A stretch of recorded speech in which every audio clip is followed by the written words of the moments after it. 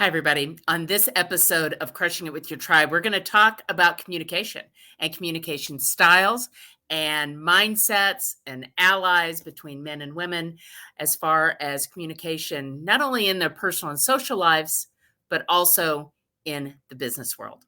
So stay tuned for Marilyn Gordon on Crushing It With Your Tribe.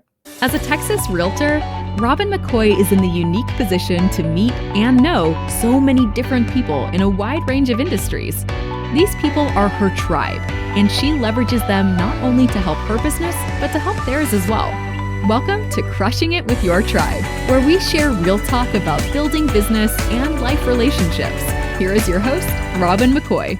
Hey everybody, it's Robin McCoy with another episode of Crushing It With Your Tribe. And I'm really excited because we've got a kind of a new topic to talk about in communication. And we've got Marilyn Gordon, who is the proprietor and the owner of WomenSpeak. And we're going to talk about communication styles between men and women and in the business place. And just really, we're going to learn more about what that means. So welcome to the show, Marilyn. Robin, thank you so much for having me. I'm so excited to talk about WomenSpeak, and please, I will chime in anytime, ask me any questions.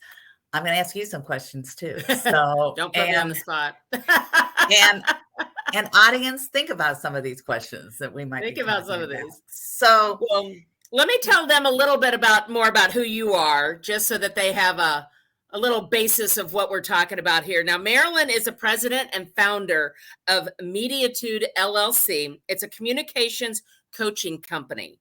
She's the account director, or she's been an account director and director of media and presentation training. She's taught undergrad and MBA at the Ross School of Business at the University of Michigan. She's obtained her master's in communication studies, and she has shared her presentation skills and expertise.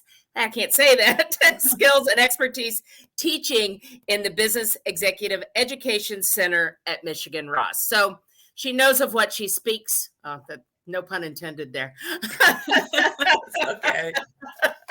So Marilyn, tell us a little bit about how you got started in this and really kind of what it's evolved into WomenSpeak and where you are today.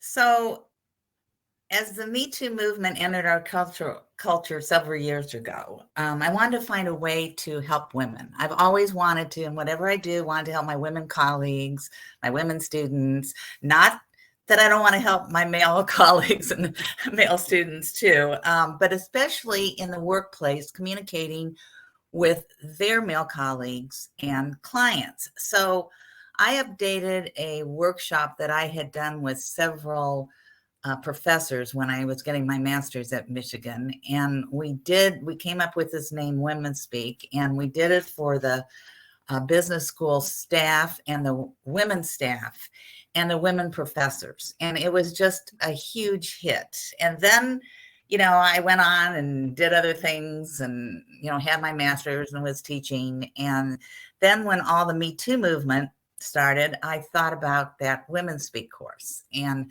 somebody had asked me, would I talk about that, and for their company with their women, would I, present it?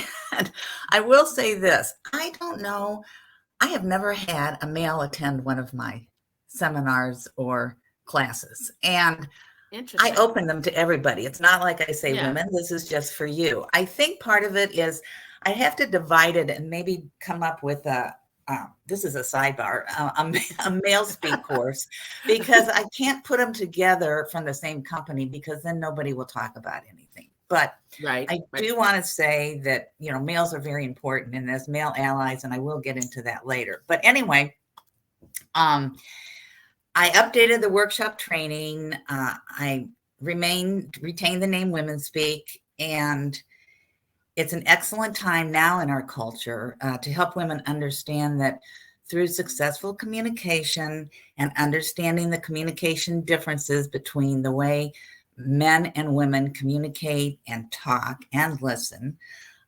they communicate differently. And we have to understand the other side.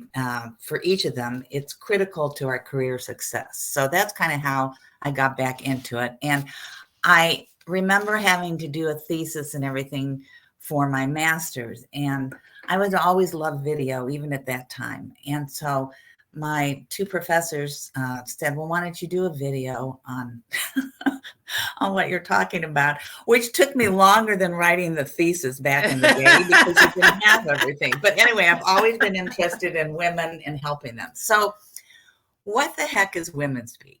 Yeah. WomenSpeak is a combination of negative speaking patterns, other verbal and nonverbal communication, and mind patterns that are mainly unique to women when communicating to their friends, families, and business colleagues, but especially their male colleagues and male clients. So it can occur, though, in all kinds of communication situations, not only work, but social engagement activities and classrooms.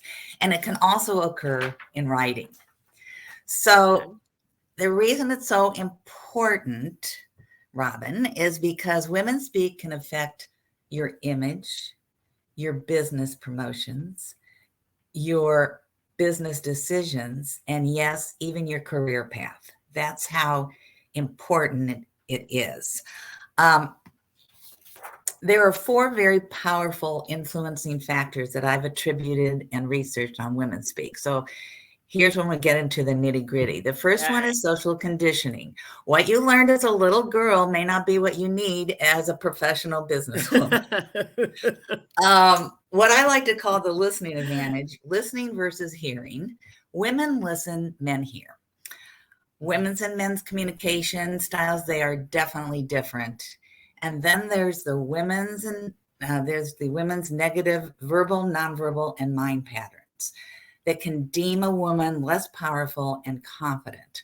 Are you using these patterns that are detrimental to your communication and you don't even know it? That's what I bet that's a huge. I would bet that is huge. And wait till I mention what they are, and you and I are going to say, oh my gosh. Then I'm going to like, oh my gosh. I gotta go. So I'm going to touch on all 4 of them, but I'm mainly going to concentrate on social conditioning and the women's patterns today. So I like to start my WomenSpeak coaching with 2 great quotes from 2 great women who hit the nail on the head when I pose this question to them.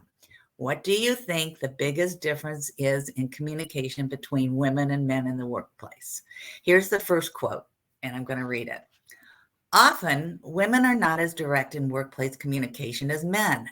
Something as simple as writing just in an email to hedge what we're trying to say so we don't come across as demanding. For example, just checking in for an update versus, do you have an update for me? This also includes a deflection of taking credit. We are more likely to say our and we than mine and I. I found myself falling into this simply out of habit, even though I'm a team of 1. I said we once in a meeting when referring to a project I was working on, and my director said, you mean you. I just love that quote. Because have you not found yourself saying, just checking in? Oh, all the time. Just all this. The time. And that's in writing. And that's from one of my very good friends and former colleague, Elise Guilfoyle, who works for Google now. And I just love, and that was written. That was the form of WomenSpeak written. Now here's the second quote to the same question. In my experience, women tend to be more passive in communication versus men. You often hear, well, maybe, or I was thinking, instead of going straight for what they're actually trying to say.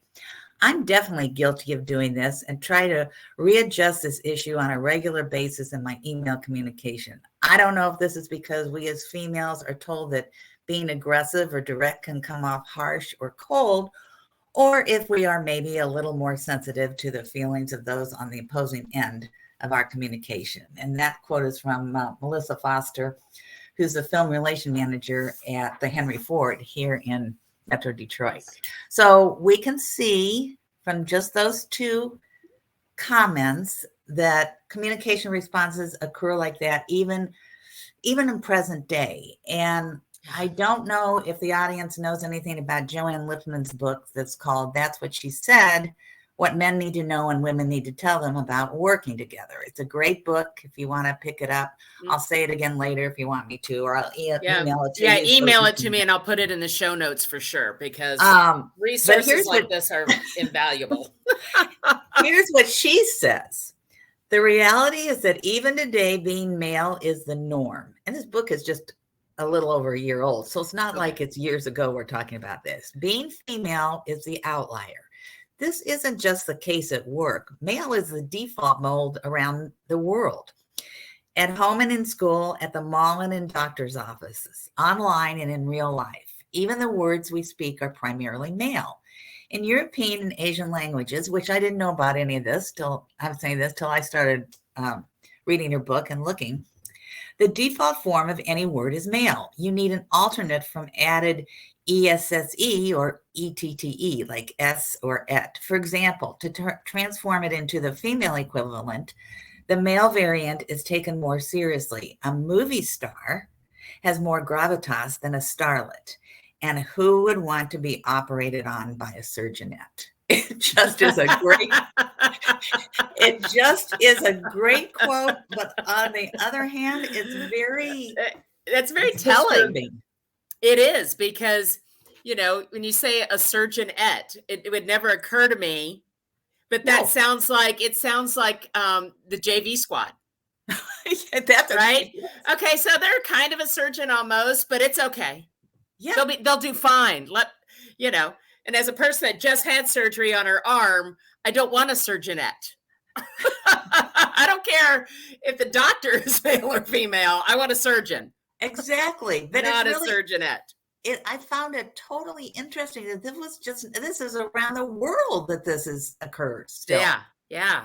So how did these defaults and modes and attitudes come about? Well, I contribute them and previous quotes to the influencing factor of social conditioning. And here's another great quote. See if you can tell me, Robin, who might have written this quote. Okay, you ready? Okay. Girls are taught to be perfect. Boys are taught to be brave. Stop crying. That's why girls never think they are good enough. It's the message we get from the day we're born. It drives me insane the way we're socialized. The most important thing is to be your authentic self. Meritocracy is important. That's one great thing about sports. It is objective. You either win or lose. What great woman, sportswoman, I'll give you a hint, said that? Who beat a male in a tournament? Oh, Martina. Billie Jean King. Billie Jean. Billie Jean. I just saw Martina Navratilova and Chris Evert on a thing. That's why her name popped into my head first. Billie Jean, yes. But they'd say the same thing, so it's good.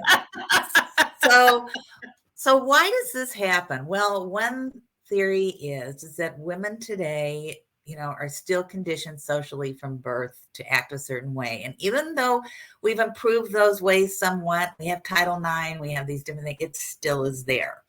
Yeah. So there's more than this, but I have 6 typical behavior that men do versus what women do from Connie Glaser and Barbara Smalley, who are pioneer authors in sex role conditioning. And this is what they say. So if you could visualize 2 columns, the first column on the left is typical of female behavior in your mind and the typical of male behavior. So I'm going to go back and forth.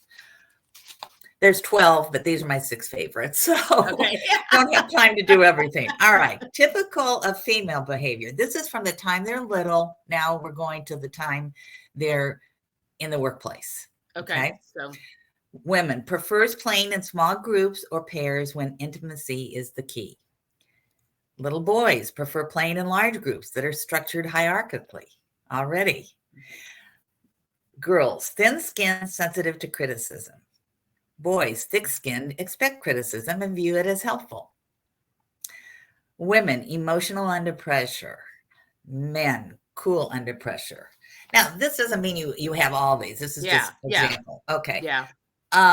Women, attribute success to luck. Well, that was so lucky where I was Yeah, at that I time, you know. was at the right place at the right time. Oh, that's such a great quote to use. I'm Yeah. going to put that in there. Male behavior attributes success to self, believes I did it. I worked hard and I got it. Yes. And number 6, women hope to be successful. And men, what do? They expect to be successful. Yeah.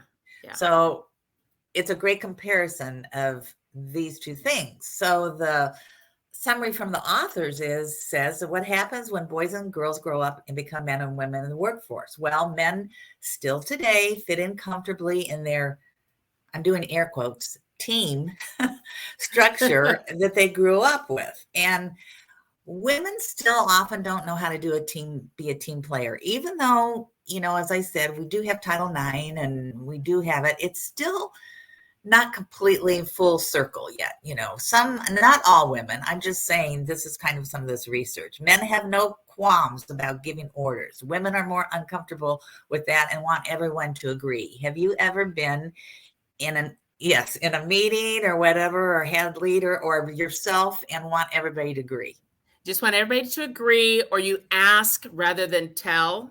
Yes. In certain situations, it needs to be told, not asked. Even if you think you're telling, but you phrase it in an asking way. Yes. You know what I mean? It's you know, we're going, you know, the plan is to do A, B, and C. What do you feel about the plan being A, B, and C? It says the same thing, but differently. And that's, I think, again, it comes back to those where we want to be liked and we need that reinforcement and, you know, just the, whatever the right word is. Right. That. Men have no qualms about giving orders, and women are more uncomfortable with that and don't want to do that. And perhaps most importantly, men expect to be successful. Yeah. And when they are, they take full credit. Now, I've experienced that too, and I have something that I'm going to talk about to help that. But it's very heartfelt when you've done all the work and you're at a place and somebody else takes the credit for it, a male. Mm-hmm. So anyway, women hope that they are successful. And when they are, they often attributed it to luck or the help of others fully, you know, without taking any credit themselves. Yeah. And I have something down the road to talk about that too. Okay, so that's good because I know I think that's very true. You know, you hear people, you know, women will say, yes, I achieved this promotion and I've got a great team behind me. I couldn't do it without them.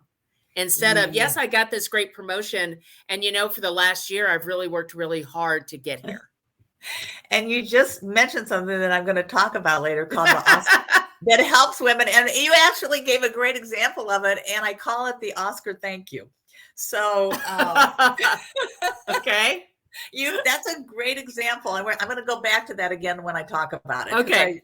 Perfect. I love having more than one example. Okay. So linguist Deborah Tannen, she's even found that little boys don't listen to little girls, which I found really interesting. They all get still in their little groups a lot of times.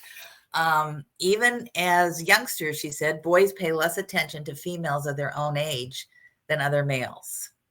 And the experience, which she said, which really got to me, was that experience of women at meetings even today indicates the same is often true for adult men and women. So the challenge is getting others in our society and culture to look at our accomplishments and what we have to offer as women and not our age, you know, where bias and even unconscious biases can occur. So we need to look at our accomplishments, but we need to talk about them too, which I'll talk about. So any questions you have on that section? No, okay. No, this is, you know, it's just telling. And whether it's, you know, some of these are the reason I work for myself now. Me too. You know, I mean, me too. Being in the corporate world, and this is so I was out of college and kind of starting my career in the mid to late 80s, early 90s, and seeing how I was, I don't want to say the word treated because that just sounds, that's not the right, but maybe how I was perceived. I had to be louder. I had to be more just to be heard as much as some of the guys of equal position, Yeah. Oh, yes. of equal Yes. position. Yes. And not maybe not feeling like I was taken as seriously or, you know, those sorts of things back. And I saw that throughout a lot of my different positions. Be the leader you know you can be. Build your professional network and access education that takes you where you want to go. We are women of all ages and backgrounds. You deserve national recognition and opportunities to build relationships with people you want to work and grow with. Hit the ground running with the Charisma chapter of the American Business Women's Association. Meetings each month from 6 to 8:30 p.m. on the fourth Tuesday in Farmers Branch, Texas, and online. Come with us. Experience ABWA for yourself. Go to charisma.abwa.org to learn more. And I saw that throughout a lot of my different positions. I had the same experience, which is why I got interested in this to help, Yeah. not only to help myself and to help other women.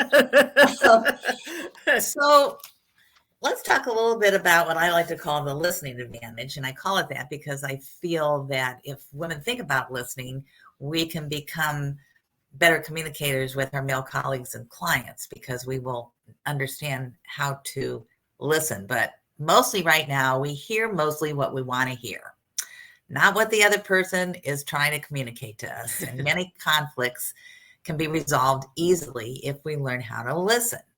So here's a quick example of the difference between listening and hearing. Say you're sitting in your office and you have a window like I do, and you hear a truck go by. But are you really listening to that truck? Do you hear it honking its horn? Do you hear the backup beeps if they're doing that? Do you hear the rolling sound of them going down the street? That is listening. Otherwise, you're just hearing, oh, it's a truck. Oh, it's a vehicle. Oh, it's whatever.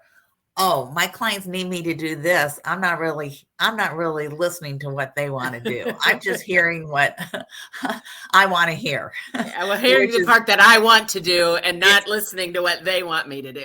Exactly. So you have to learn to listen effectively to hear what the needs and wants are of the person or group you're communicating with.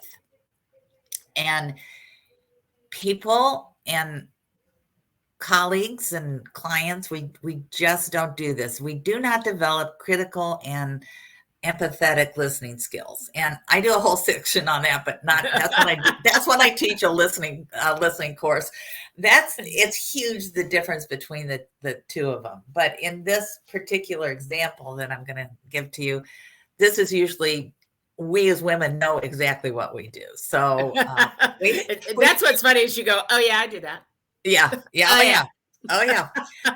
So listening expert Corinne Jansen said, quote, women tend to understand the emotional parts of messages more effectively than men. Well, how true is that?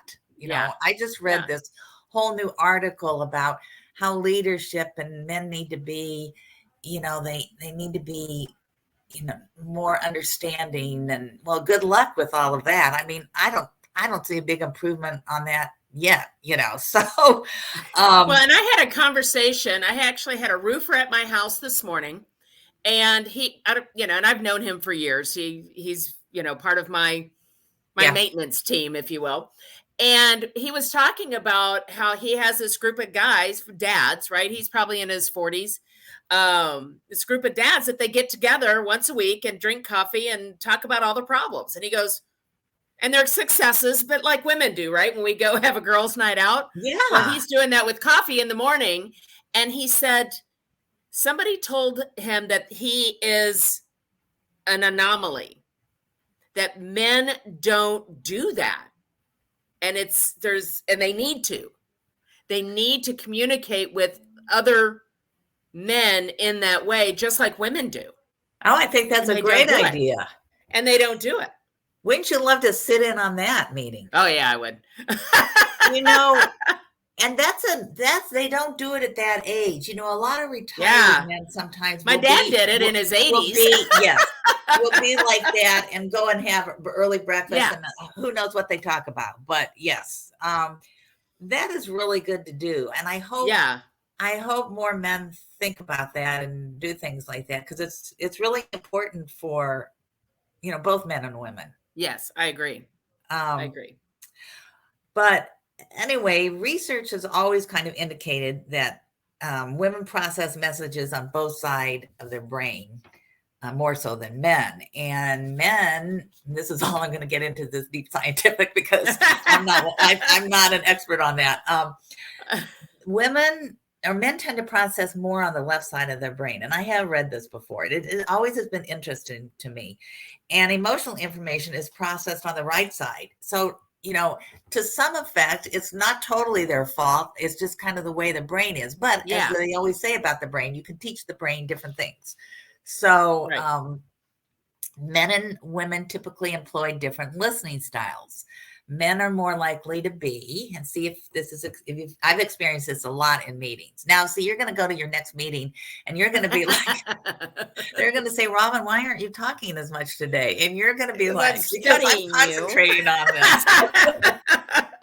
So I can call Marilyn later and go, you know what? Let me tell you.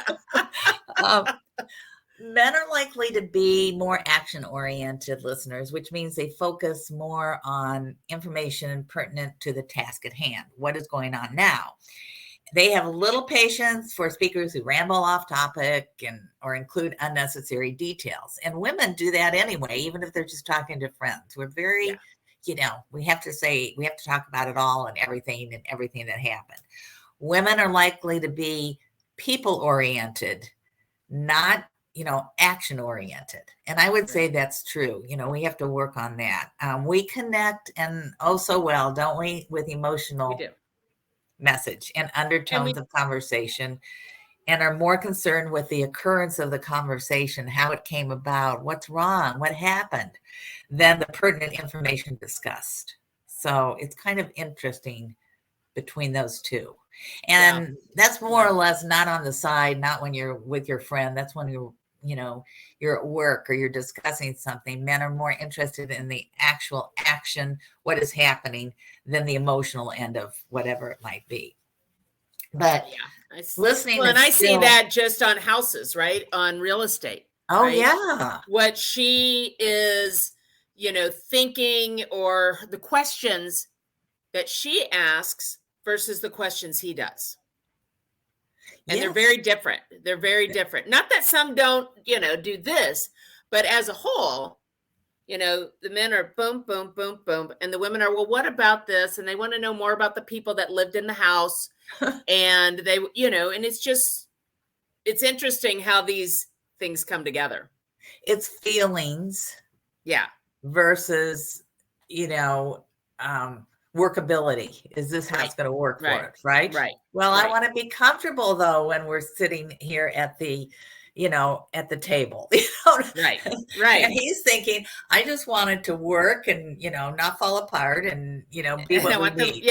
I don't have to put a new roof on it next year, and I don't want new AC, and I, you know. Right. But it's just that emotional versus like task action.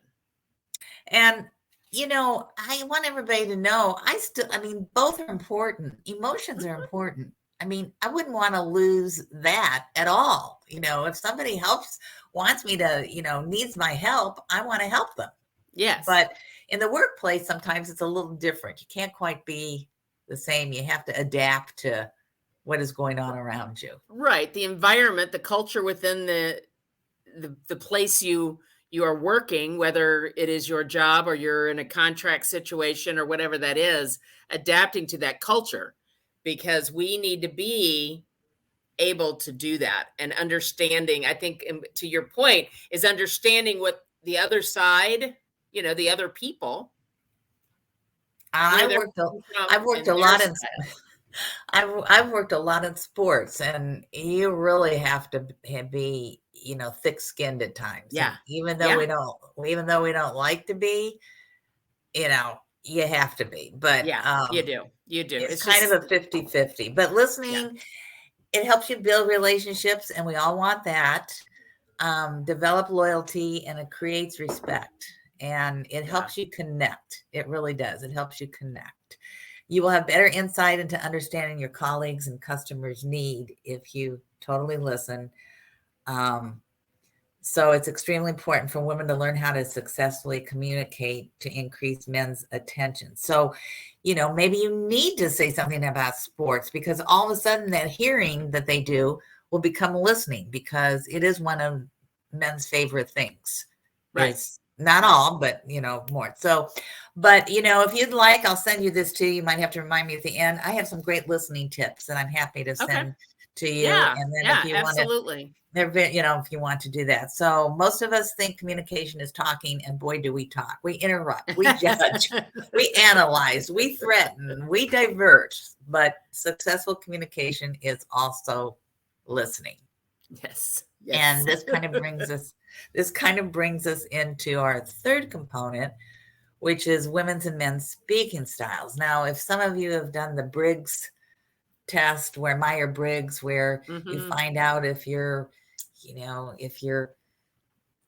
nice, if you're more of a, many males tend to be, they want the facts and those kind of things. And when I taught at the business school at Michigan, one time I had a evening class of all men, and at that time there were very few women actually, in business schools, and they were all engineers. And I thought, wow, oh my gosh, what the heck am I going to do with this class? Because I'm very much, as you can tell, outgoing. I mean, I talk to people in the grocery store line, but one of the things, and I'm sure, Robin, I'd be interested to know if you do too, is I have gotten clients before by doing that. By just absolutely, talking, absolutely. And you own your own business, and there's nobody else to sell it for you. So right. you have to do it yourself.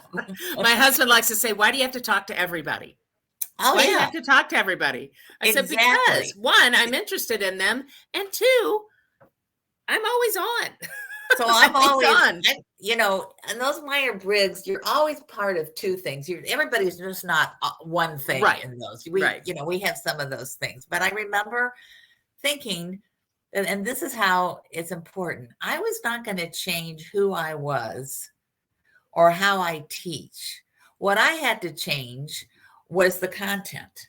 Instead of using something like I might use, so one day when I was walking on campus and leading a little story up to something I was talking about, instead I had to start out with a fact about, about communication and about, whatever, because that was the only way I could do it. And on the other side, the first assignment I gave this group was they had to pretend they were talking to an audience that knew nothing about engineering and explain something.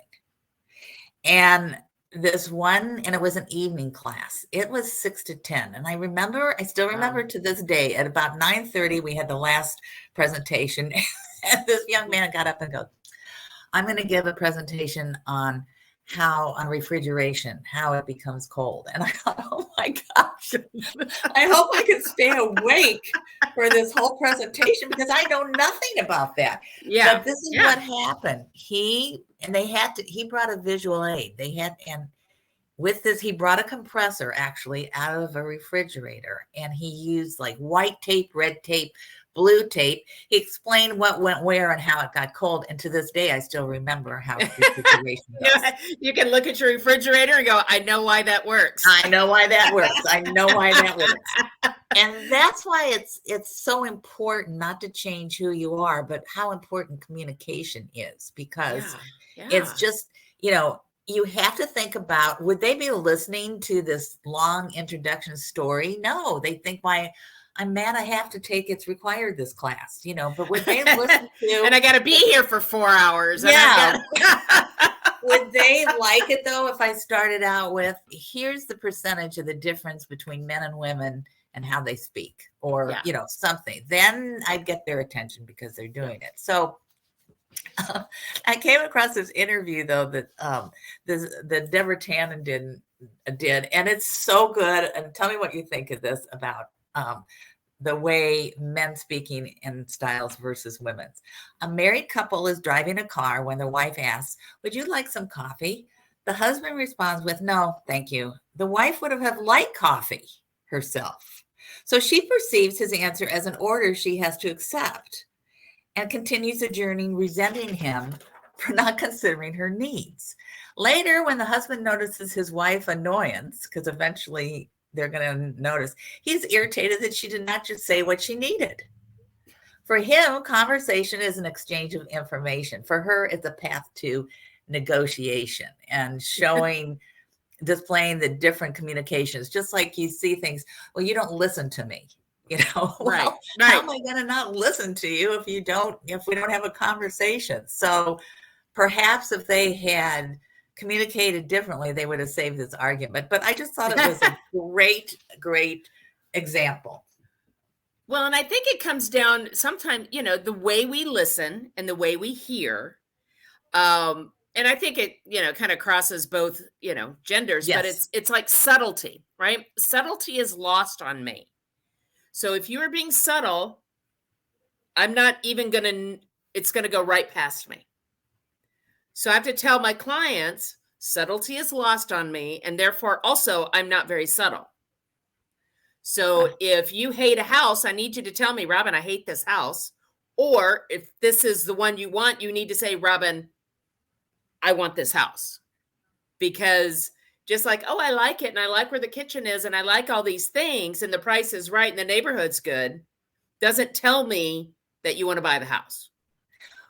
Wouldn't you rather that, even if they looked at the outside of it and someone would say, I can't I don't even want to go in this house. I don't like the outside. And you would be happy with that. Yeah, because I'm fine with that.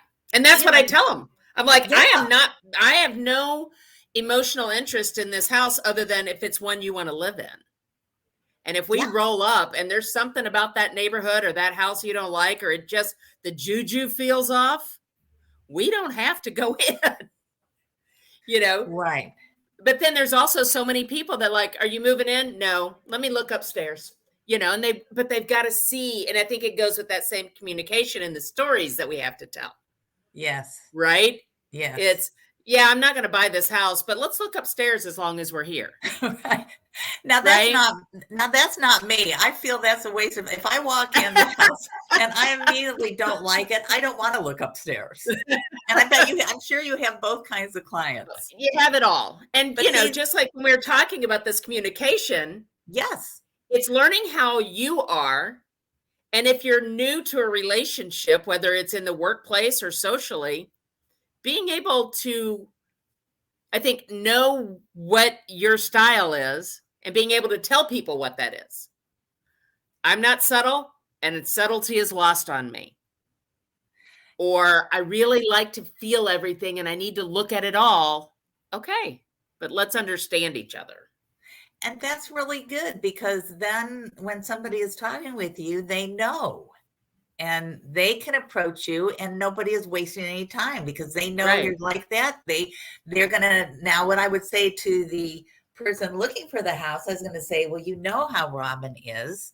You need, I mean, in a good way, in a good way, everybody. Tell her. Just tell her what you want and she will go find that's that. What I was going to say.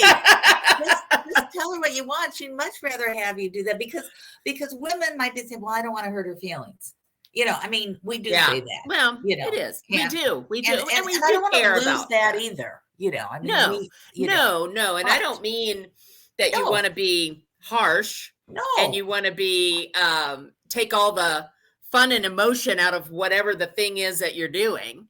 Because if you're working on a project in the workplace, you don't want it to be just awful. No. And you want to be able to communicate with each other in a way that, it's like all those group projects when you were in school and one person does all the work and then nobody, but they don't say anything and go, "Hey, y'all, why am I doing all the work?" Oh, I know that. You're going to hurt somebody's feelings. Oh my gosh, I know that well. But it's really good that's why, I think that's why I was in the media business. And, this is why I teach all this, because I was always asking questions, because that's how I learned. And I think that's always, important. And I don't think people do enough of it. And then they may ask them, but again, they're not listening. They're just hearing. And in their mind, they're thinking, no, I think they'd rather have that, or blah, blah, blah. So it's all really interesting. And communication, very important in all situations. And we have to understand when we're in those situations, how we react, right? Yeah. Yeah. I mean, what would you say about, we talk about women and negative speaking patterns and things like that. What are some examples that kind of define what that means? My goodness, that's such continuity. I'm just ready to go there. See, you and me, man. You and me. Yeah, right. I love it. We are communicating. We sure are. So, it's interesting too, when you find something you enjoy, because when I had to do a lot of research for my, when I was doing my master's for my thesis, I did not enjoy research. But when I pulled this back out and started with WomenSpeak, I just love it now. Love to do research, love to find things. It's great to have something you want to do. So I found in general, doing a lot of my research, that women tend to use these negative verbal and nonverbal. So, I'm going to go through some of those. A hand gesture you might use, something you might use that's not good, and mind patterns that are detrimental to their communication, especially in the workplace with their male colleagues and clients. And we're completely unaware of it. We don't even know we're doing it. And it's become, for women now, part of our daily communication. And there are 12 of these patterns that I've discovered. That's a lot. But I'm only going to talk about. That's a lot that we're doing that we don't even know we're doing. I'm going to go. These are 6 of my favorites that we do more than the others. But and the first one is, drum roll, endless apologizing. Saying the words, "I'm sorry," when you wrong someone or something is your fault and you want to apologize, is certainly appropriate. It's not that we can't say it, but women, mostly women, have put this phrase into their everyday life, and they use it excessively, and it carries over into your work. Now, this is the assignment that I give my students when I talk about it. And I'm going to give it to all of you to do one time, just to see. Today or tomorrow or whenever it is, and you're doing whatever in your whole day, I want you to count how many times you say, "I'm sorry," or "sorry." And you will see. And I teach this, and I still have to practice it. Yeah. It takes a while, because we are conditioned, the social conditioning, where we're conditioned. "Oh, I'm sorry. I'm sorry. I'm sorry. Sorry. Oh, I'm sorry. I didn't mean to. Oh, I'm sorry. I'm sorry to interrupt. Oh, right. Yeah. There's something that I use, and we're going to talk about it in a minute, but there's something I used this morning, even with Robin. I'm packing away some things for something that's, neither here nor there for you, but I couldn't find my usual headphones. And I did not say to her, "Robin, I'm sorry, I don't have my normal headphones," which I would have if I hadn't studied this and learned and read so much about it. Isn't that right, Robin? I said, "Hey, thanks for you understanding that I have these." All right. These weird. And when I'm talking about these, I'm talking about airplane headphones. Yeah. So anyway, okay. Here's 2 great examples. You're in the grocery store. I love this example. You're shopping. You have a grocery cart. Somebody is in your way, and you need to go by, and you say, "Oh, I need to get by you." And they go, "Oh, I'm sorry." It is not your fault the grocery aisles are, narrow. It's not your fault. You simply say, instead of saying, "Oh, I'm sorry," and we immediately move our basket.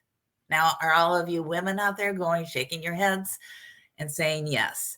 No, we need to say, we need to use the term, excuse me, or, Yes. oh, I didn't see you. Let me move my basket up a little bit. That's what I do now. The other one is, or I have two more, is you're at the gym.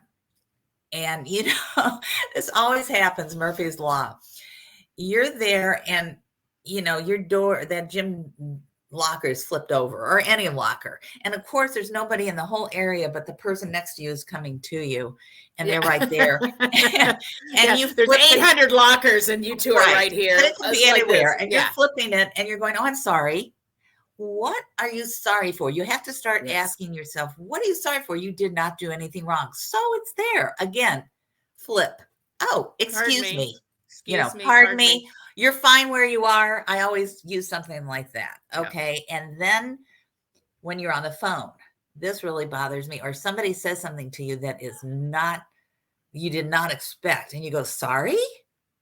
Or sorry, instead of if someone says something to me annoying and, you know, or I don't know, I'd probably say, excuse me, more like that than that. And on the phone, you can always say, can you repeat that? I didn't hear you. Or excuse me. Excuse me, I didn't hear you clearly. We plug in sorry for everything.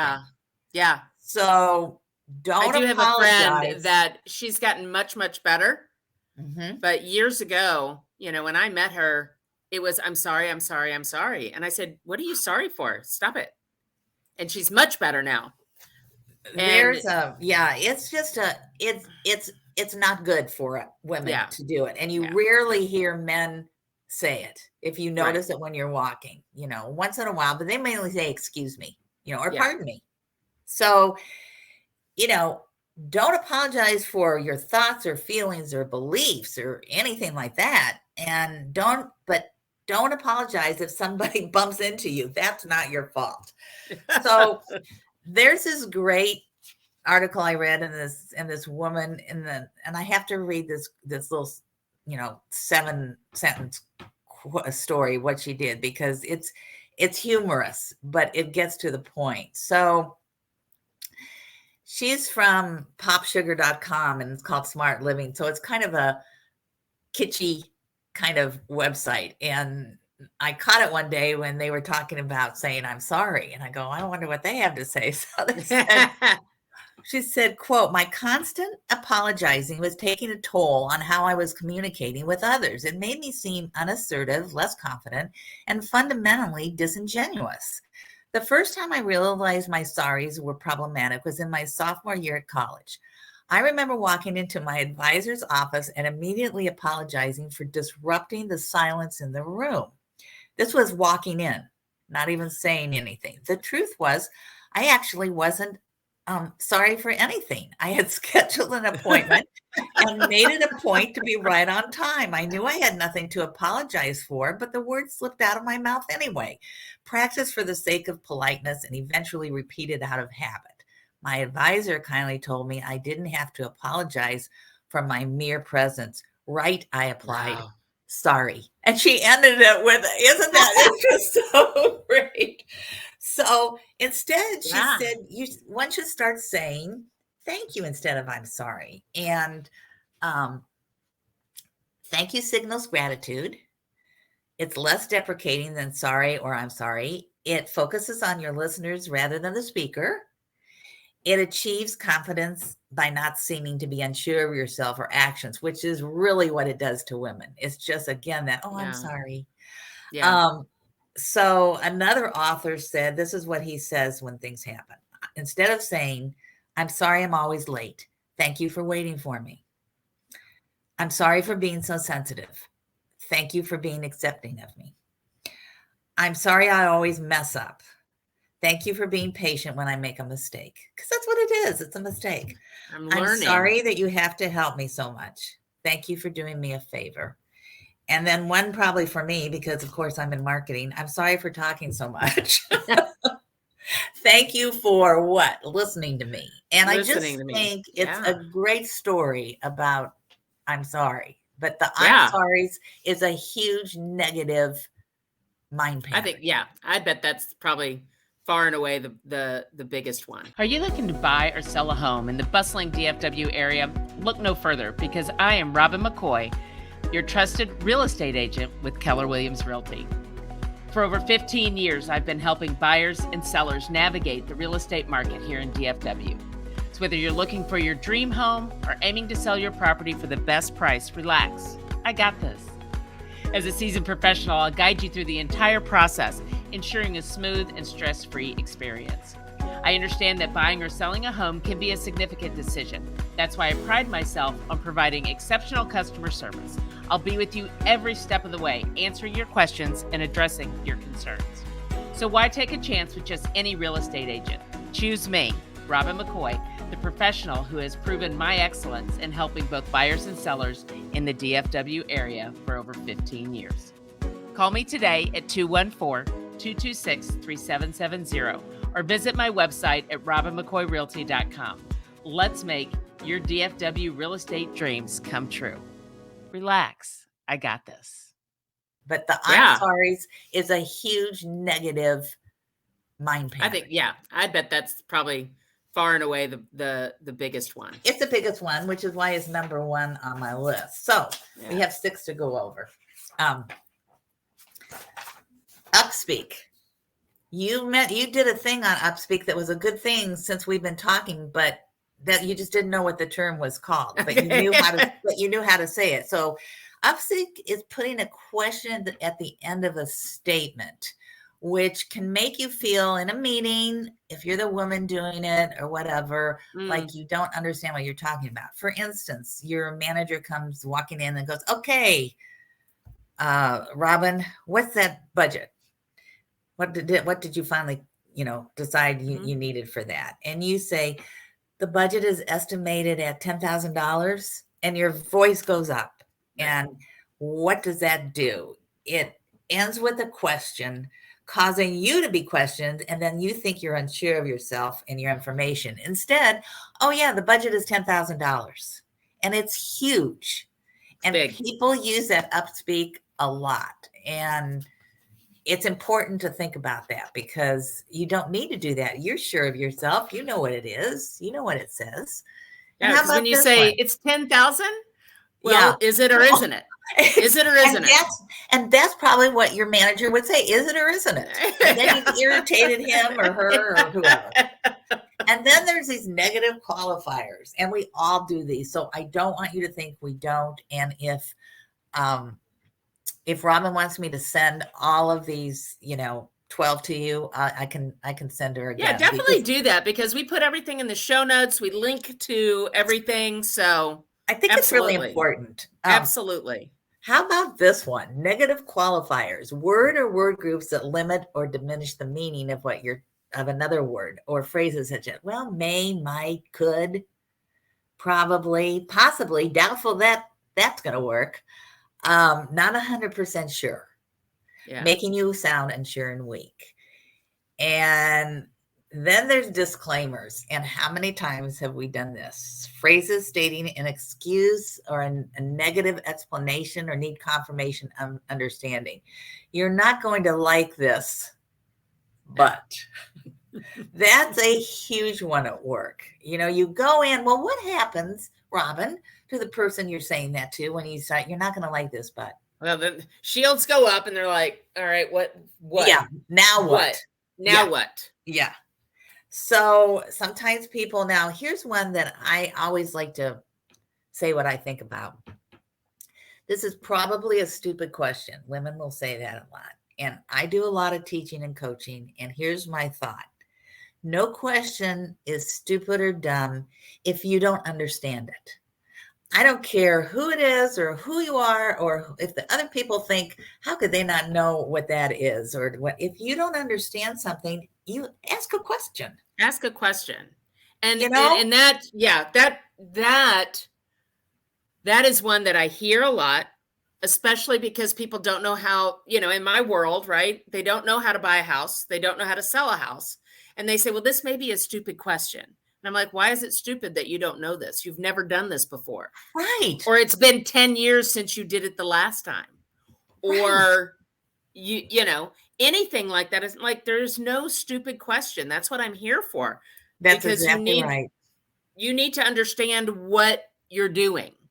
So whether it's something like that or it's in the workplace, there makes and I know I will do the I'm sorry sometimes if I'm just not getting the concept. Oh, And I'll say, I'm sorry, but I am not understanding this.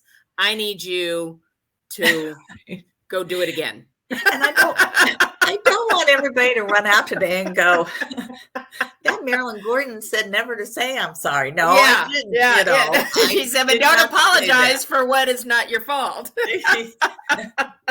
This is okay. And sometimes, don't apologize because you can't reach the spaghetti sauce because they've got a thing in the middle of the aisle and, But whatever. you know what, Robin?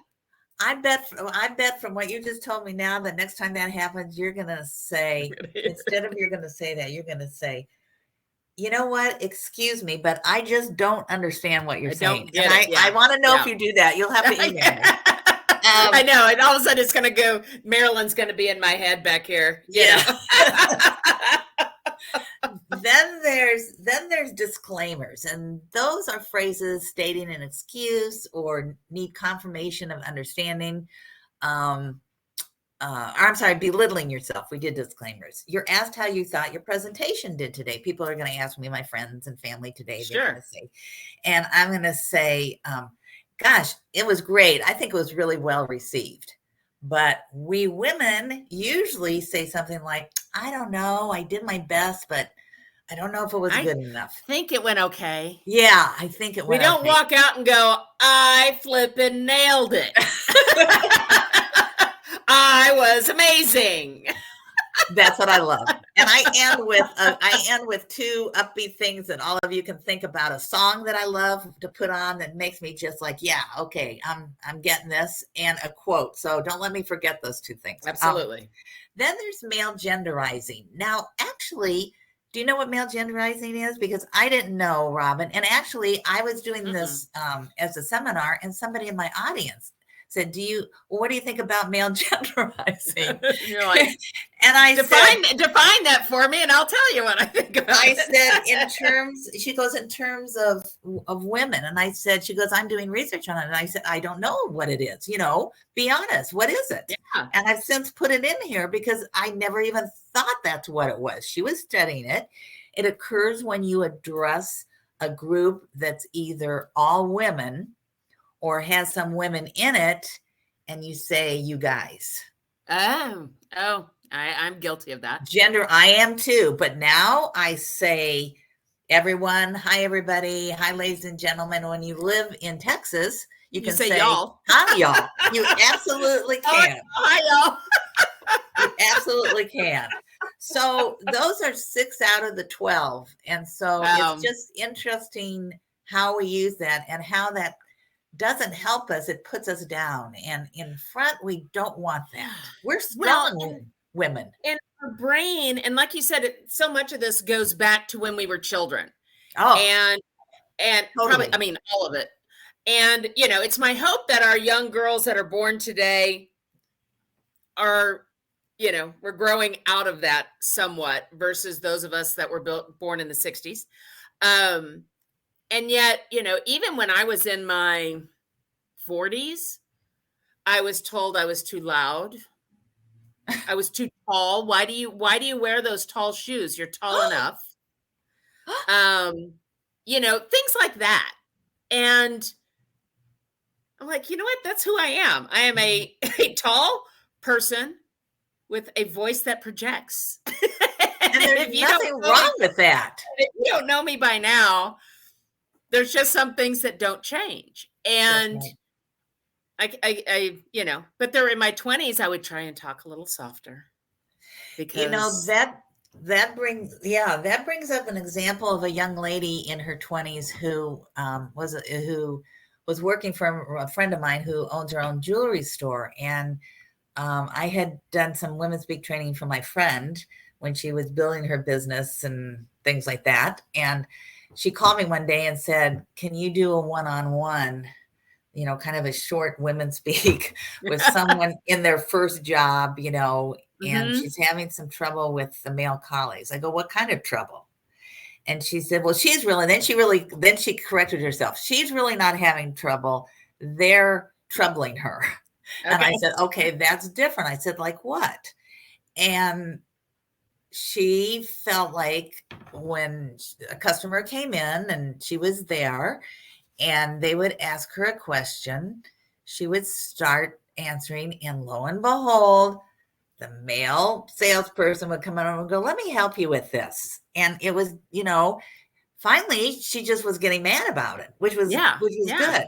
And so she went to my friend, which I thought was great. And it was great to me because here was a young woman going, what can I do about this? Yeah. And so we did a one-on-one, but I had to do some research and especially what do you do when you are with a customer and, a male salesperson comes in and pushes you out, and jewelry, you've learned enough, or whatever. So it was really, that's something I was so happy about, because this person, and so we talked about what you do, or, sometimes you just have to say, I got this, Jeff. Yeah. In front of everybody. And then, just say, it's cool. I got it. Thank you for your help, but I've got this. I'll call you if I need you. Right. But what was a great thing about my friend is that afterwards she pulled that salesperson back and said, don't do that to her. Yeah. She knows. And if she doesn't know, she's already learned. And she would say, I don't know the answer to that question. Let me ask my manager. That's all you need. But it was a great, it was a great thing to, when you said, that, yes, I hope some of I think a lot of the younger generation is going to be a lot better off than we were with these certain things, but there still is social conditioning that affects us all, no matter what we do. And there's still men that don't want to accept it either. So we can't do that. But it's really important to help your women colleagues and women at work. So I've named this Boost and Boast. Okay. I wrote that down. Talk to me about Boost and Boast. Boost is posting compliments online and doing different things to help boost that person's experience and who they are, giving your colleagues credit in person with your manager standing there. That's, it boosts their position and gets the word out too. It's so great to be able to say when someone says that, and I've done that before at work where I've said, well, that wasn't me. That was Linda. Yeah. Then, you could almost tell that she was embarrassed, but no, it was. And the Oscar thank you. One time, one of my friends, I was telling her about Boost and Boast, and she goes, well, what about the Oscar thank you? And I go, what do you mean? What are you talking about? It sounds good. If it's good, I want to put it in. She said, as Robin said earlier when she was talking, she said in the Oscar thank you, the person, they come over, they get this huge, beautiful Oscar, and they're sometimes they're crying out a half minute, but many times they're just like, I love this. I like this. Thank you so much. I've worked so hard. Thanking yourself first, giving yourself first. But there are a few people I need to thank. And I love that, because at work, we normally take away that first part where you didn't on your example. And you said it about yourself first. Thank you. I've worked hard to do this, but one doesn't want to sound like I've worked hard. I've done it all myself and nobody helped me. You want to say at the end, and thank you to my team too. Yeah. But you've said it to yourself first. And I think it's because really important. Have to say it to ourselves. We need to say these things out loud, whether you want to call it an affirmation or you want to call it positive speaking or whatever you want to call it. Because the brain only knows what we tell it. That's right.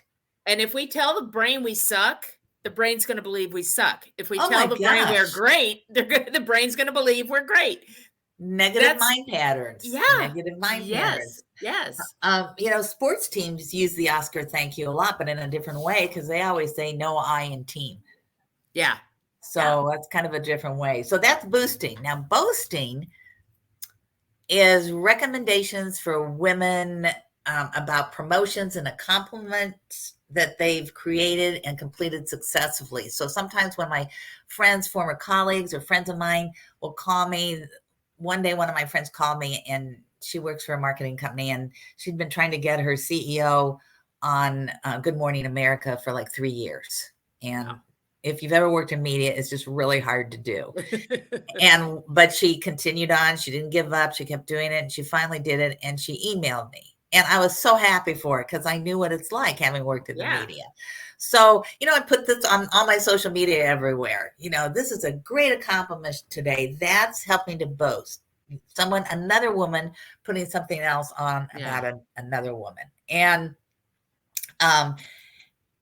what I'll do today is I'll be getting on all my social media and I'll be saying what a great time I had with Robin McCoy and her podcast. And I'll be naming it, so that's boasting other people. I mean, it's just a women. It's just another way to do it. Do it for them, And it's easy. It's right? easy with all this now. Easy, I just go on and and it's say free, and it makes you feel good. It does. And you can, it does. And you can even put a little bit about you. Had an absolute great host today on her podcast, naming the podcast, talking about WomenSpeak. Then you're getting both things. Yeah. Yes. So that's boosting and boasting. Boosting and boasting. And kind of the last area I kind of want to talk about is male allies, and then some key takeaways. But women, we cannot do everything by ourselves. No.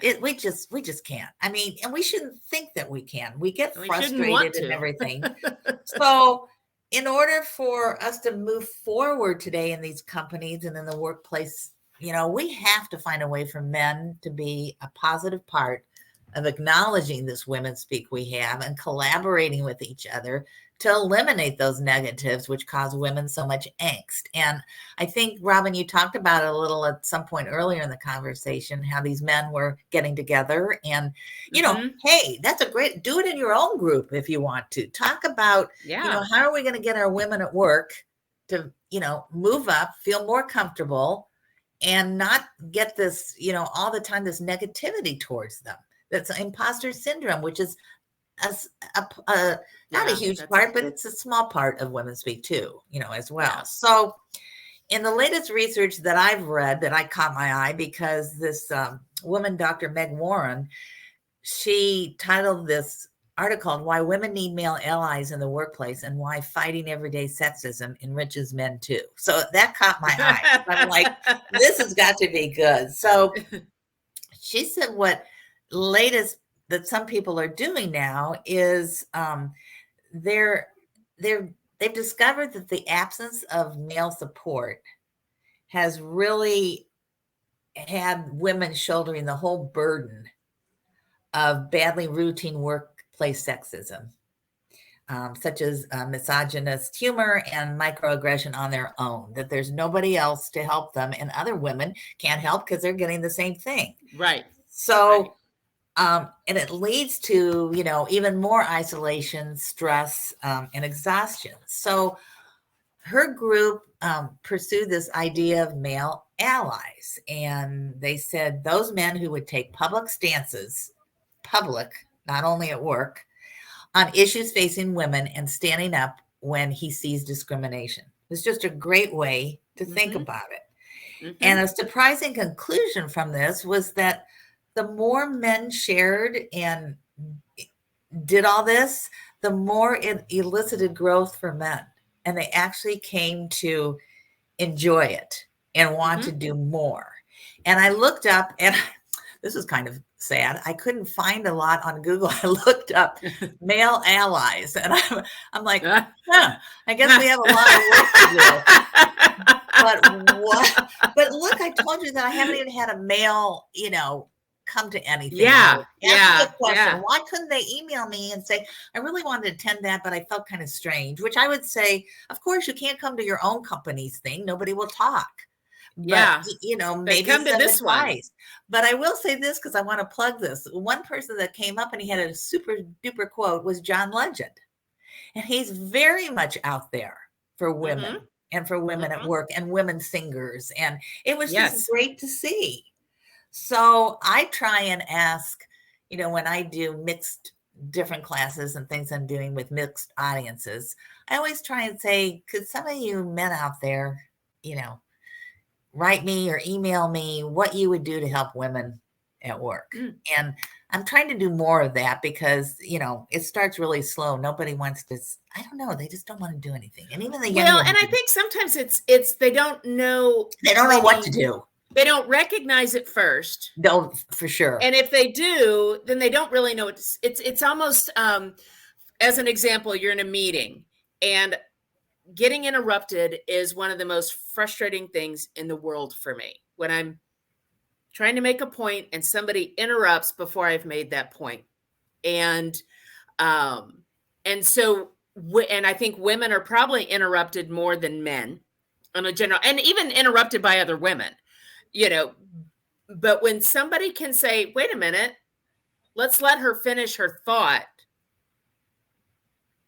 and see where she's going with this, right? That is where male allies can step in. When somebody is, being rude, we'll just, to say, that's not really appropriate. Why would you say that about her or here in the office? That's where male allies can step in. And that's where they can step in if they can't do it there at that moment. They can go to that person's office or pull that person aside and say what you said. And that's helping tons. Yeah. It's making it okay to not be okay with certain behaviors. Yes. Right? Or language and when I say behavior, I don't mean just being obnoxious, but being, a behavior of interrupting, a behavior of not letting someone express their thought or have a difference of opinion without, well, you haven't been here that long, or, well, you don't understand, or what, without using the belittling terms. It's allowing, it's giving permission to be that person, to give the space. Is that what I mean? Yes. That's what I mean.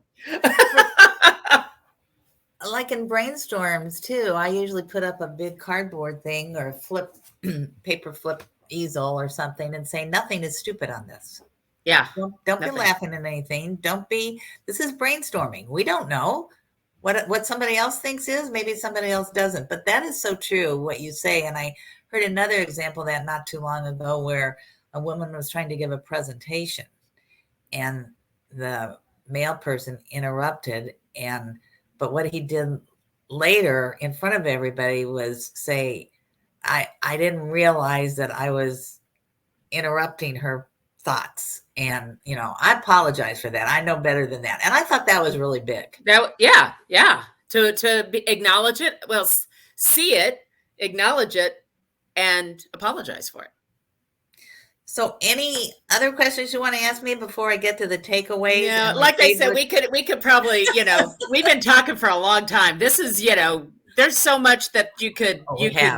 It's okay. It's okay. There's so much here that, there's just so much here. And I think, like I said, it is my hope that as we move forward and we grow and our children do better than we did, that did better than our parents did, as roles change. So I hope so too. I think we will. It might be slow, but I think we will. So do I have time to say my four key? Yep. Okay. Here Absolutely. they are. WomenSpeak. Number one, can be a powerful tool for successful communication in your daily life, whether you're at work, at play, or just communicating with your friends and family. Just think about it when you have kids or as they're growing, or your grandkids or nieces. Social conditioning still plays a major role in women's lives, depending upon how they were socially conditioned as young girls. I feel positive, though, that a lot of these things are changing and that the younger women who are having kids have experienced different things than we did. So I feel good about that. That's going to be good. Having male allies is still a lot of work. I think that, we have to work with men and we need them. And I think we have to sometimes just go to lunch and have a talk and an understanding, or say, do you realize this is happening in our office, without putting blame. It's a positive way to boost and boast other women's careers too. And that last one today, you're going to count how many times you say you're sorry, but Yes. beware of your own negative verbal, nonverbal, and negative mind patterns. If you think, you're the only one, you're not. And as I said, I teach this and I still have to practice it. I mean, sometimes I'm ready to say it and I don't. We have been conditioned with, so you can erase them quickly. Well, and that's it too. You hear it. And once you learn it, you can hear it before it comes out. Yes. You can go, Yes. One of the greatest powers that we have is the ability to stop before we say or do something. Yes. And you just change the direction on how you're going to look at something and just change the words. So, and it's a I don't superpower. Yes, women power. I think probably Robin and I just met today, but I think we're probably alike in a lot of ways. But there have been occasions that, I'm at the grocery store and somebody in front of me goes, "Oh, I'm sorry," and I think to myself, "Let me just look at this woman for a minute. Is she somebody that I can, without, I don't want to start a scene or a fight or something, that I can kind of say, and I do this occasionally when I think somebody." When I kind of look at somebody and kind of get the vibe. So on occasion I've said, I teach a class about saying I'm sorry and for women. And really the ones I've picked have said, you know what? I say it a million times and I'm really glad you reminded me. And so I always feel good, but I'm like, sometimes I just love this so much and want to help that I have to think about it because I think, well, maybe not today. Yeah. It doesn't look like all depends. Yeah. So, but when I was just going to say, when I get down, and I didn't mean to interrupt you. See, but I didn't say I'm sorry I interrupted you, did I? Favorite song sometimes when I'm down and out, or I'm just, need some powerful behind me is Sia, her I'm Unstoppable. I just love to listen to that song. And one of the best quotes I've ever seen for women. So please think of this. Behind every successful woman is herself.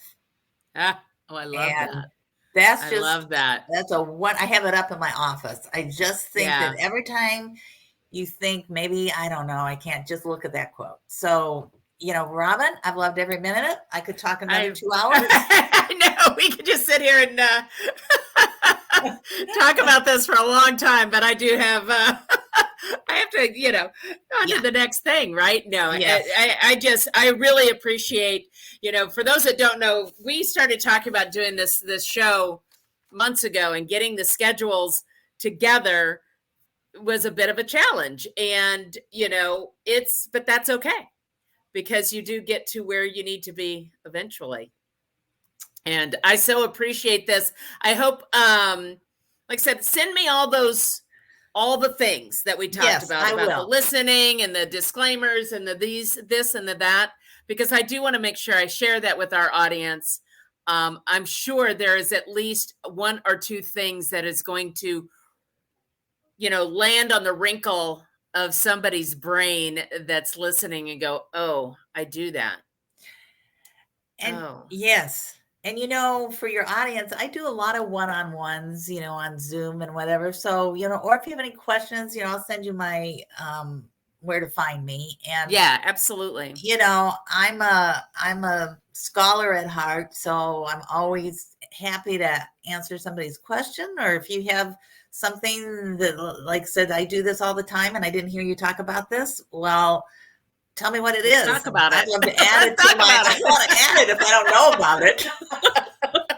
Well, and and if there's somebody out there that has a company or a team or something that wants to, just improve in this area, in whatever way they feel that they may need it, please reach out to Marilyn. We're going to have all of her contact information and all of that. Please reach out to her, because she is the way our culture is changing with inclusion and all sorts of other things. It is important. It is very important to be aware of the culture within your environment and what people are thinking, saying, and feeling about that environment and the culture that you are providing to people. Very important these days. Well said. So, all right, then we will end on that. Thank you so much.